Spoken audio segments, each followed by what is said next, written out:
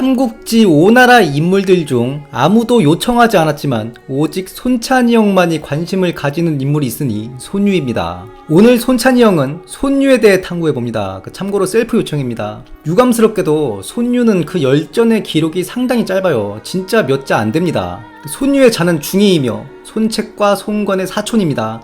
처음에 공의교의로 군부에 소속되었다 되어 있는데요. 시기적으로 손책이 유효를 격파하고 예장을 합병시킬 때로 추측합니다. 왜냐면 그 다음 내용 때문인데요. 그의 부하 및 빈객들은 강서 출신이었다. 손유가 이들을 겸허하게 달래니 그들의 마음을 얻었다. 이 강서는 지금의 장시성인데요. 당시의 예장입니다. 즉 예장에 있던 유효의 패잔병들을 편성받은 거예요. 유효가 손책한테 패하고 허소의 의견대로 예장으로 피하죠. 당시 난세답게 예장 태수가 둘이었습니다. 유효 측 정식 태수는 주호, 그리고 원술이 내세운 태수는 바로 제갈량의 숙부 제갈현. 이때 유효가 차경을 보내서 제갈현을 내쫓는 거죠. 그런데 소인배 차경이 유효를 배신하고 예장 태수 주호를 죽여버려요. 여기에 유효가 차경이랑 예장을 두고 아웅다웅하다가 결국 차경은 쫓아냈는데 곧이어 유효가 병사하고 그 세력이 와해되어 버립니다. 유효가 죽어버리니까 그 밑에 있던 병사들부터 해서 애들이 오갈 데가 없어져 버린 겁니다.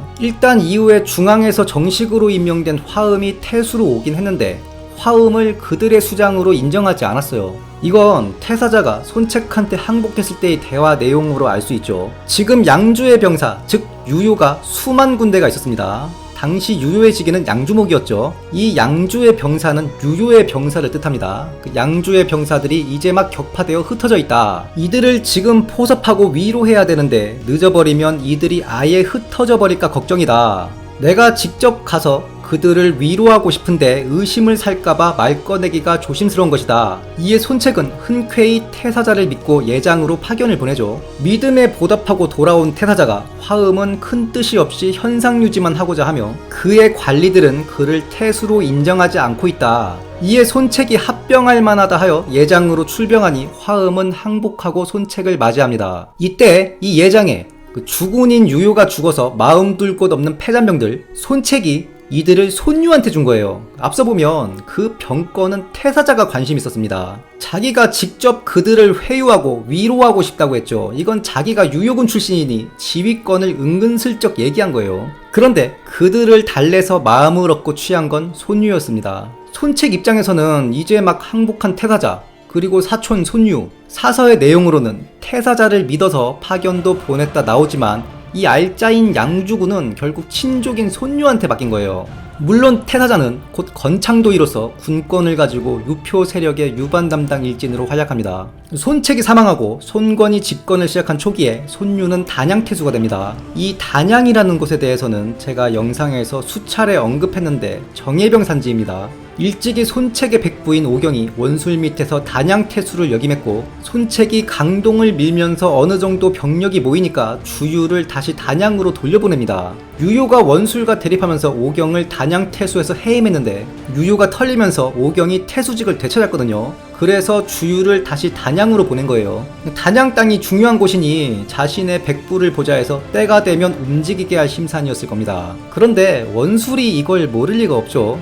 유효를 치라고 보낸 손책이 득세하자 원술이 손책을 견제하려고 오경을 빼고 친족 원윤을 단양태수로 보내요. 그리고 오경과 주유는 원술의 치소로 소환되는데 여기서 원술이 주유를 알아보고 나의 부장이 돼서 중앙군을 이끌어라. 근데 주유는 원술이 나락갈 것임을 알고 사양하였다. 그 외에 훗날 제갈각이 단양을 토벌해서 제대로 된 사병체제를 갖춘 후 득세하고 그 정도로 단양 땅이 이 지역에서 상당히 중요한 곳입니다. 그래서 이때 원래 단양태수는 핏줄상 송건에 가장 가까운 동생 손익이 맡고 있었는데 손익은 원래 장소가 손책의 후사로 점찍어둔 인물이었죠. 거기다 주치도 손익을 밀었기에 효렴으로 청구했는데 이런 사실 때문에 주치랑 손권이 처음에 사이가 안 좋았습니다. 이걸 제갈근이 중재해서 두 사람의 사이가 풀어져요. 손익이 손책의 풍모가 있던 것으로 전해지는데 그 성격이 약간 포악한 게 닮았는지 원한관계로 죽거든요. 부인 서씨가 신기가 있었는지 오늘 나가지 마시라 말 안 듣고 나갔다가 그의 가솔에게 살해당하니 21세였습니다. 손익이 죽었으니 원래라면 단양의 태수는 소나가 겸하는 게 맞는데 소나가 손익을 살해한 규람 등을 꾸짖다가 소나도 이들한테 죽어요. 소나가 저 정도로 날뛰는데 송건이 와서 문초하면 우린 죽은 목숨이다. 소나도 참 아깝죠. 소나의 조카 손소가 소나의 후임을 맡기엔 17살로 너무 어렸습니다. 그래서 손소에겐 소나의 사병만 물려주고 손유를 단양태수에 앉힌 겁니다. 손유가 단양태수로 부임하고 그 덕이 알려져 그에게 의탁한 무리가 1만에 달했다. 이건 실질적으로 사병 규모가 1만에 달했다는 겁니다. 이에 수원 장군에 임명되었다. 이때가 송건이 계자포 중에서도 족보도 없는 그 토로 장군 밀린 똥차였는데 그럼에도 사병 규모 및 자신의 친족이라는 이유로 장군직을 준 겁니다. 이때 웬만한 오나라 장수들은 중랑장, 교위였어요. 심지어 황계는 적벽대전까지 교위로 참전했고 화공책으로 공을 세워서 중랑장이 됩니다. 물론 당시 중용의 기준에서 군호보다 중요한 건 군직이에요. 손유가 수원 장군일 때 주유는 중랑장이었지만 주유의 군직은 중호군을 거쳐 전부대독이 됩니다. 군호상 손유는 장군이었고 주유는 중랑장이었지만 군직에서 주유가 사실상 야전사령관이었다. 제가 손유에 관심이 많은 게 여기까지 말한 내용이 손유전 정사기록 2줄 정도입니다. 공의교위로서 강서 출신들을 통솔하고 단양태수에 부임하여 수원장군이 되었다. 이 짧은 기록 안에 이렇게 많은 연관된 이야기들이 숨어있는 거죠. 206년에 주유와 함께 산월을 토벌하는 군사작전을 실행하여 산월 주둔지 마둔과 보둔을 깨뜨렸다. 그리고 정사 5서 손유전에 부시라고 성의 없는 기록 때문에 문제가 되는 부분이 있어요. 조조가 유숙으로 출병하여 송건의 진영을 공격하는데 손유가 송건에게 자중하고 그저 지켜야 된다고 간언합니다. 송건이 이 말을 듣지 않아 작전이 무의로 돌아갔다. 후일 분이 장군으로 옮겼다 되어 있는데 유수구 전투가 건한 18년 즉 213년입니다. 그런데 주유의 이분지계에서 손유가 또 등장합니다. 주유가 직접 분이와 함께 촉으로 진격하여 촉과 장로를 병탄하고 분이를 한중에 주둔케 하여 마초와 동맹을 맺는 동시에 직접 회군하여 송건과 함께 양양을 도모한다. 이게 이분지계인데 주유의 몰년이 건한 15년 즉 210년이에요. 여기서 분이는 손유가 거의 확실하거든요. 그런데 손유전에는 213년 이후 분이로 옮겼다 되어 있고 주유는 210년에 사망하니 주유가 손유를 분이라고 칭할 수 없는 거죠. 둘 중 하나의 기록은 잘못된 것이라 보이는데 그 손유전에 또 한 가지 이상한 점이 적벽 참전 기록이 없어요. 손유는 일찍이 주유와 함께 산호를 정리하는 등의 군사작전을 같이 했고 당시 조조한테 대항할 때 송건이 당장 차출한 사병과 중앙군이 불과 3만이라 되어 있습니다. 주전파가 소수였고 화친파가 다수인 상황에서 호족들이 협조를 안 해주었기 때문입니다. 이 때문에 유비가 3만?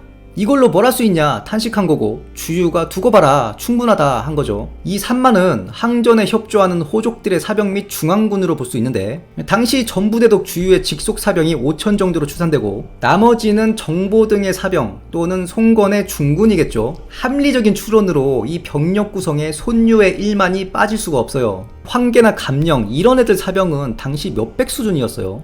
게다가 단양 출신의 사병은 정리일 수밖에 없고 손유도 송건의 친족이니 항전을 지지했을 겁니다. 그래서 부실하기 짝이 없는 손유전의 분위로 옮긴 시점 213년 이후는 오류이고 손유가 적벽에 참전해서 병력된 거 말고 딱히 임팩트 있는 활약을 한 게 없었는지 몰라도 일단 적벽의 전투에는 참전을 했을 거라 생각하고 기록이 누락된 것으로 보입니다. 주유가 안타깝게 병사하고 송건은 이분지계를 감행합니다. 주유의 이분지계에서 주유만 빠진 대신 손유로 하여금 익주를 치게 한 거죠. 그런데 유비가 자귀 등 익주로의 진입로를 막고 하는 말이 내 친족을 치는데 협조할 수 없다. 그래놓고 본인이 나중에 인마이 포켓하죠. 이에 발이 묶인 손유는 철군하였다. 주유의 부재가 아쉬운 대목이고요. 손유는 후일 우저로 부임지를 옮기는데 우저가 건업 인근입니다. 이때가 송건이 도읍을 무창으로 옮기기 전이고 다만 손유가 단양군 태수직을 내려놓은 건 아니에요. 치소를 율량현에서 우저로 옮긴 거거든요. 그런데 여기에 하나의 재미있는 배경이 있는데요. 손유가 영안 출신 요조를 양안 현장으로 삼았다. 양안현은 여강군 속현이고 원래 여강군은 조조 세력범이었습니다. 그런데 214년에 손건이 친정에서 주광을 토벌하고 환현을 점령하거든요. 그래서 구광과 여강 대부분을 병탄하는데 이런 배경으로 손유를 우저로 이동시킨 것으로 보입니다. 손유가 현장을 임명하고 점령한 여강 및 구광에 저항하는 패잔 세력들을 회유하는 걸 보면 송건이 그 뒤처리 및 관리도 손유한테 맡겼다고 보입니다. 손유는 재음 출신의 마보를 중용하여 사람들을 공부시키는데, 재밌는 게 무관들의 자제를 공부시켰어요. 손유가 군부에서 부하들의 지지를 상당히 받았고 평소 경전을 즐겨 읽어 출병 후 행군 중에도 경전을 낭독했다고 되어 있거든요. 거기다 자신의 대부분 부하들이 단양 출신으로 싸움은 잘하는데 거의 일자무식들이라 지방 교육청 같은 거죠. 학관을 세우고 장리급 이상 자제들 수백 명을 공부시켰다. 손유가 학관을 세운 건 당시로부터 몇 세기를 뛰어넘은 거예요.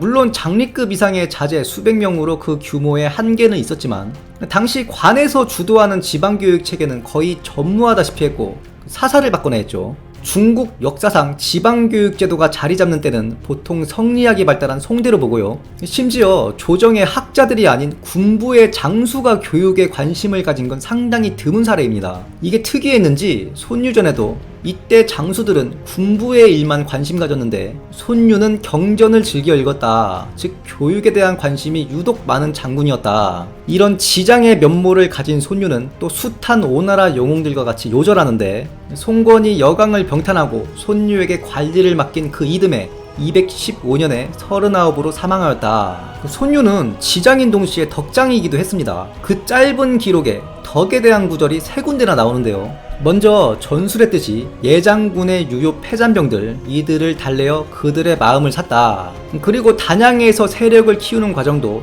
많은 사람들이 그를 신망하여 그에게 의탁하였다. 보통 당시 오나라 군부나 호족들은 소위 인간사냥이라 하죠. 산월족 이런 애들 잡아서 사병으로 강제 편입시키는 겁니다. 거의 모든 오나라 장수들이 이런 식으로 사병을 불렸어요. 여강 병탄 후에도 여광과 구강 두 군의 패잔 세력들을 회유하여 그들이 귀의하였다. 지금까지 오나라에서 찾아보기 힘든 덕장이자 지장, 손유에 대해 탐구해보았습니다. 영상이 유익하셨다면 구독, 좋아요, 알림 설정 부탁드리며 다음 시간에도 풍성한 내용으로 찾아뵙겠습니다. 감사합니다.